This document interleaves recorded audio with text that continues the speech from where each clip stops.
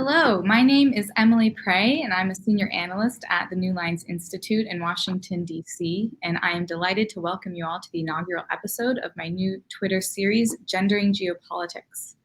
This series will consist of quick 10-minute conversations with women who are shaking things up in the world. So today I have the privilege of speaking with Ambassador Kelley Currie about the Myanmar coup. Thank you so much for joining me today, Kelley.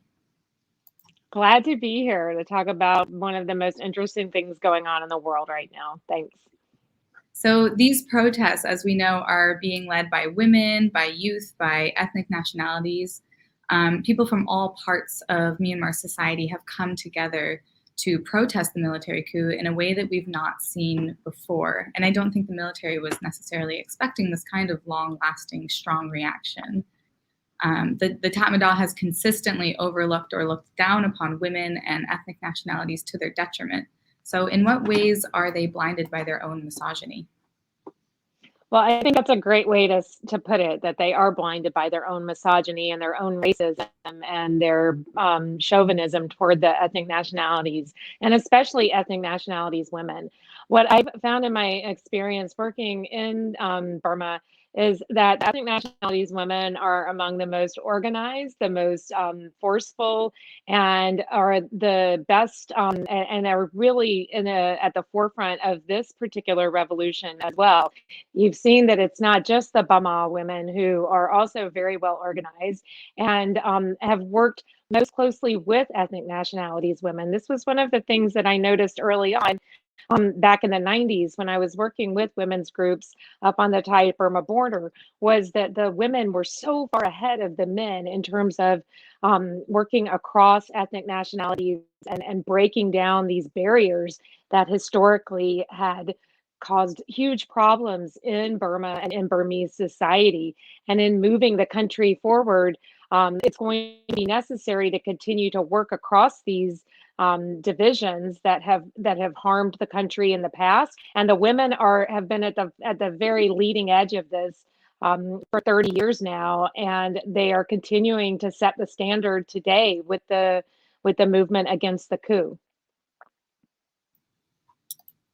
So, what concrete steps can the U.S. take to support the protesters, steps that take into account the gender dimensions of the protest?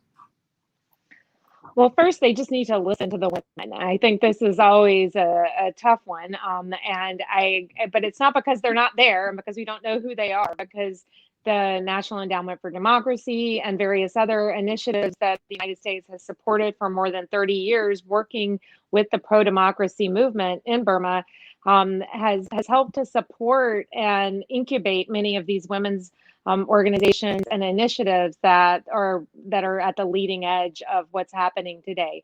And again, this is still a very indigenous movement. I want to emphasize this, but there has been a connection with supporting organizations, not just US, but Canadian, European, others who have really helped to support and sustain these organizations over the long term. And so listening to them has got to be at the forefront, especially listening to ethnic women. They are the ones who have the history of suffering from the worst abuses of the Tatmadaw over the past 70 years. They've been at the front lines dealing with the horrific sexual and gender-based violence that the Tatmadaw has been guilty of for 70 years. And they know who the enemy is, and they are very they have the experience to help us understand what motivates this military, what drives it, and what it's likely to do, and how it's likely to respond to different situations, because they have that lived experience. So the military are so deeply entrenched into the power and politics of Myanmar, it will be very difficult to remove them completely. What does a post-coup Myanmar look like? Will it be will it revert to the status quo where the country is helmed by the NLD? Will it be a true revolution, or will the military continue to clamp down? Well, that's obviously up to the Burmese people to decide. They seem to be moving very hard toward a situation that is not the status quo ante. And I think that initially there was an effort to try to move things back toward the status quo ante, toward some sort of version of the 2008 constitutional order. But the people on the streets, the General Strike Committee, the leading edge of this movement has really moved to vision something completely different, that is a multi-ethnic, multi-confessional, truly federal republic that does respect the rights of all the people and all the citizens of the country, including marginalized groups such as the Rohingya. And again, where we've seen the women lead is where the society ends up going eventually. So it's to our benefit, right, to listen to these leading voices, not see them as outside of the mainstream, but as where the country is going. And early on during the crisis in Rakhine State, it was the ethnic women's organizations who were the only voices in Burmese society who were willing to speak up for the Rohingya. And these are the most at-risk, marginalized communities in the country, and yet they were willing to speak up for this group that was being persecuted. That shows you the hopefulness and where this country wants to go, and where it's possible for the country to go. And that's what gives me some hope that there can be a better and brighter future for Burma, is the fact that there are these people who have suffered the most from 7 decades of military rule, and from Burma Buddhist chauvinist rule. Not, even when it wasn't the military in the front, it was still a Burma Buddhist chauvinist dynamic at work there. And the fact that these communities remain so hopeful and so intent on pushing for a much more hopeful, inclusive version of this country is what keeps me, having some hope that it can be a better and brighter future. Studies have shown that violence against women can actually be a predictor for violent civil unrest. Was there a chance that the international community could have seen this coming and been better prepared for it if only policymakers and leaders had paid more attention to these types of evidence that use gendered analyses to understand international relations and geopolitics? Absolutely. The United States government actually went, and so back in the 90s, the Shan Women's Action Network and other ethnic women's organizations started documenting, and to a very high standard. They had been trained very well by human rights documentation experts to document gender-based violence in the ethnic nationalities areas. And they've been doing this for decades now. And there was a report by the Shan Women's Action Network called License to Rape. And when that report came out, it was quite shocking the degree to which the Tatmadaw was being accused of intentionally using sexual and gender-based violence to terrorize ethnic communities as part of its campaign of repression, and to try to get these ethnic nationalities to submit to Tatmadaw rule. What was interesting is the United States went out and did a separate investigation to verify this reporting, and found out that it was, in fact, extremely true. And again, this goes back decades, and this goes back all the way to the founding of Burma, where this was part and parcel of the war on the ethnic nationalities in the frontier areas of Burma that has not gotten as much attention.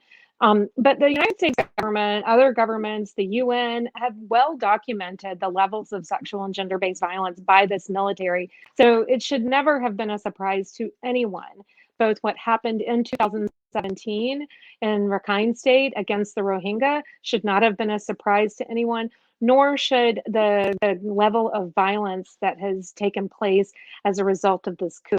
If anything, there's evidence that they've been more restrained in their response, because the Tatmadaw are operating in majority Burman areas.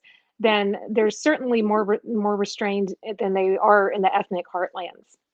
I think we have time for one last quick question, and this will not be a softball, I'm sorry. Is there anything China can or should be doing given its strategic interests in Myanmar? I think that they are in a really tight spot, because they've positioned themselves as the historic defenders of the Tatmadaw, and have been willing to excuse all sorts of horrific things that the Tatmadaw has done under the name of this being internal matter for Burma to decide. And now the Chinese are really in a very difficult position. They worked really hard the past 10 years to try to cultivate the elected government as and work out deals with them in order to protect their own narrow interests. And now they don't have that cover. They're very unpopular at the grassroots level in Burma. There's a lot of antipathy toward China, not just because of their role in Burmese politics, but also because of the type of development projects that are very extractive and largely benefit Chinese interests and not the interests of the Burmese people. So they're deeply unpopular in Burma. They have a lot of problems, and they're right now trying to walk a very narrow line of non-committal, not support the coup too much, but also not support democratic resistance to the coup, because neither of those scenarios is in their benefit. So they're trying to maintain this equilibrium that is in a very unstable place. And I think that what they, if they're smart, they'll lean in and really not interfere by just backing away. But they can't do that because they're trying to protect their narrow interests on the ground. So they keep going back to the military and asking the military to protect their economic installations, and they don't have the ability really to understand what's motivating the people on the streets to fight for democracy and freedom. So they're really struggling to relate to that side of the equation. But they are also playing their ethnic nationalities cards as well. It's a very complicated dynamic for them. I don't have good advice for them because I frankly think that they largely play an unhelpful role. Well, thank you so much, Kelley, for your insights. This has been a really, really great quick chat. I'm sure that the audience has enjoyed this, and continue to tune in for Gendering Geopolitics in the future. And well, have a great day, everyone. Well, congratulations to you, Emily, for launching such a great podcast or tweetcast or whatever we're calling Twitter Live series. It was a pleasure to be on your inaugural one. Thanks. Thanks so much, Kelley.